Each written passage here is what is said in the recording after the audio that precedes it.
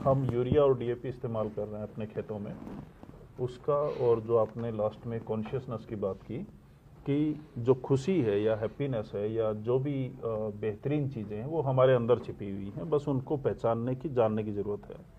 और आप जितने भी हमारे गुरुज हैं, पहुँचे हुए प्राणी हैं, जैसे बाबा नानक है, आपके रविदास हैं, कबीर हैं या महावीर हैं, बुद्धा हैं, सभी ने एक ही बात की है कि आप अपने भीतर की यात्रा की तरफ चल पड़ें। और जब भी भीतर की यात्रा की तरफ जाएंगे तो हमें बेहतरीन ज्ञान अपने आप मिलना चालू हो जाता है। हम उन लोगों के सानिध्य में आना चालू हो जाते हैं जो ज्ञान बांट रहे हैं या ज्ञान के तलाश में घूम रहे हैं, और हम एक दूसरे की हेल्प करते हुए उस बेहतरीन जगह पे पहुंच जाते हैं जहां पे हमें वो एनलाइटनमेंट जैसा एहसास होने चालू हो जाता है। तो खेती के बारे में लास्ट में 2 लाइनें मैं बोलना चाहूँगा कि जो यूरिया है, जब हम ज़्यादा डालते हैं खेतों में, तो यूरिया है एक एस्ट्रल एलिमेंट, आपको हाई कर देता है। वो हाई करने के बाद में आप ज़्यादा नशा लेने की कोशिश करेंगे, ज़्यादा कोई भी ड्रग वाली चीज़ें हैं, मीठा है, शुगर है, चीनी है, कोल्ड ड्रिंक है, पिज़्ज़ा बर्गर है या फ्रेंच फ्राइज़ हैं, इस तरीके की चीज़ें, एजोनोमोटो है या फास्ट फूड है, ये सब खाने के आपका दिल करेगा। उसके बाद में शराब, उसके बाद में ड्रग्स और उसके बाद में मौत। बिल्कुल। तो ये इस तरीके से बढ़ता जाता है। और ज्यों ही डीएपी या बाकी जो केमिकल हैं वो आपकी ज़मीन का रियल कार्बन कम करते हैं, और जब आपकी ज़मीन का कार्बन कम होने चालू हो जाता है तो आपकी डिसीजन मेकिंग पावर ख़त्म होनी चालू हो जाती है।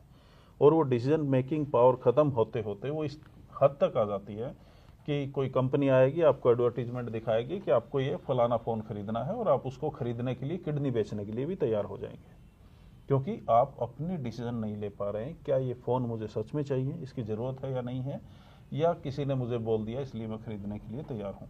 आप देख रहे हैं हर साल की कोई ना कोई, अभी कल परसों की खबर थी कि एक स्टूडेंट ने अपने बाप को इतना तंग किया कि उसको सुसाइड करना पड़ा कि वो फ़ोन नहीं दिला पा रहा था अपने बेटे को, और उसके बाद में उसके बेटे ने आत्महत्या कर दी, और उसकी माँ टेंशन की वजह से वो भी शायद मर गई है या बहुत ज़्यादा बीमार है। तो कुल मिला के जो हम खा रहे हैं, पी रहे हैं, इमीडिएट इन्वायरमेंट है, एपिजेनेटिक्स के ऊपर बहुत सारी किताबें लिखी गई हैं। एक साइंटिस्ट है लिफ्टन एस ब्रूज, उसने बायोलॉजी ऑफ बिलीफ के ऊपर ज़बरदस्त काम किया है, वो भी यही चीज़ें कंफर्म कर रहे हैं जो डॉक्टर साहब बोल रहे हैं। तो कुल मिला के ज़िंदगी बहुत आसान है, बहुत आराम से जी जा सकती है, उसमें बहुत ज़्यादा तामझाम की ज़रूरत नहीं है। और अगर हम मिल के इन्हीं मुद्दों पे शेयर करते रहें, आपस में एक दूसरे से सीखते रहें, तो मुझे लग रहा है कि बहुत आसानी से हम हाईएस्ट लेवल की ज़िंदगी को अचीव कर सकते हैं। हमारी जो अंदर की यात्रा है उसमें हम एक दूसरे के साथी हो सकते हैं। Thank you for coming. आम लोगों को बता रहे थे, उनकी वजह से इनको काफ़ी सारा सहना भी पड़ा, लेकिन उसके अलावा जो इनका काम है वो एजुकेशन पे सबसे ज़्यादा है, और ये खुद एजुकेशनिस्ट रहे हैं और अब भी एजुकेशन के साथ में काम कर रहे हैं, और पूरे देश में घूम घूम के, और इवन विदेशों से भी बहुत सारे लोग जुड़े हुए हैं। पूरे देश में कमेटियां बन रही हैं जो आइडेंटिफाई करेंगे कि स्टूडेंट को किस तरीके से आगे बढ़ाया जाए।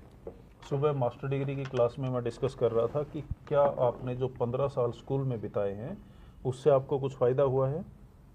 नियरली 100% स्टूडेंट्स का कहना था कि कोई फ़ायदा नहीं हुआ है। जितना वो 15 साल हमने स्कूल में बिताए, उतना साल भर में हम अच्छे टीचर के किसी के साथ में आराम से सीख सकते थे। तो वो अगर 15 साल का टाइम एक साल में अगर आप कंपाइल कर सकते हैं तो बहुत ज़्यादा अच्छा होता है। फिर मैंने कहा कि क्या आपको वो सारी स्किल जो आपकी लाइफ में असल में काम आ रही हैं, क्या वो स्कूल में पढ़ाई गई, बताई गई, सिखाई गई? तो उन्होंने कहा कि कोई भी वो स्किल, जैसे अपनी हेल्थ को लेके और अपनी मेंटलिटी को लेके, साइकी को लेके, इन्वेस्टमेंट को लेके, पैसे से रिलेटेड, पैसा कैसे कमाना है, बनाना है, इन्वेस्टमेंट कैसे करना है, वो तमाम सारी चीज़ें जो आपकी लाइफ के पार्ट एंड पार्सल हैं, वो स्कूल, कॉलेज और यूनिवर्सिटी में डायरेक्टली नहीं सिखाई जा रही हैं। उससे क्या हो रहा है कि आप अपना मास्टर डिग्री, पीएचडी इवन कर लेते हैं बच्चे, और उनको अपना टैक्स भी फाइल नहीं करना आता है। उनको ये नहीं पता होता है कि आप कितने पैसे कमा रहे हैं, कहाँ खर्च कर रहे हैं, आपको कैसे इन्वेस्ट करना चाहिए, इसको बढ़ाएंगे कैसे। उसके बाद में उनको हेल्थ और अपने जो इमोशनल वेलबींग के इश्यूज़ हैं वो भी बहुत सारे फेस करने पड़ते हैं, और उनके बारे में भी उनके जो कन्फ्यूजन्स हैं वो काफ़ी ज़्यादा होते हैं। तो हमारा जो एजुकेशन सिस्टम है वो जेल के मैनुअल से एक तरीके से वैसा ही है, रिफ्लेक्शन है एक तरीके से। जैसे जेल में घंटी बजाए तो खाना खाने के लिए आ गए, स्कूल में भी ऐसा ही करते हैं। जेल में आपको एक जगह बैठना है, एक टाइम वहाँ पे स्पेंड करना है। तो जो बच्चों की हैबिट है वो फॉर्म हो रही है स्कूल में, और उनको इस तरीके से ट्रेंड किया जा रहा है कि वो बैठ के और एक चेयर टेबल पे बैठने के वादी हो जाएं और फिर अपनी लाइफ को उसी तरीके से किसी ऑफिस में स्पेंड करने के लिए डेडिकेट कर दें। जबकि हर बच्चा अपने आप में यूनिक है, तो उसकी यूनिकनेस के बारे में उनको कैसे आइडेंटिफाई करें, उनकी यूनिकनेस और उनके जो प्रोस्पेक्ट है उस बच्चे के कि वो क्या कर सकता है। एक बच्चा भी दुनिया बदल सकता है। हिटलर के बारे में फेमस एक स्टोरी है कि वो पोइट बनना चाहता था। अगर हिटलर पोइट बना होता तो मैं श्योर हूँ कि लाखों लोगों की जान नहीं जाती। उसको पोइट नहीं बनने दिया गया सही टाइम पे, या उसके टीचर आइडेंटिफाई नहीं कर पाए, तो उसका वर्ल्ड वार 2 के रूप में हमें ये पूरा का पूरा एपिसोड झेलना पड़ा।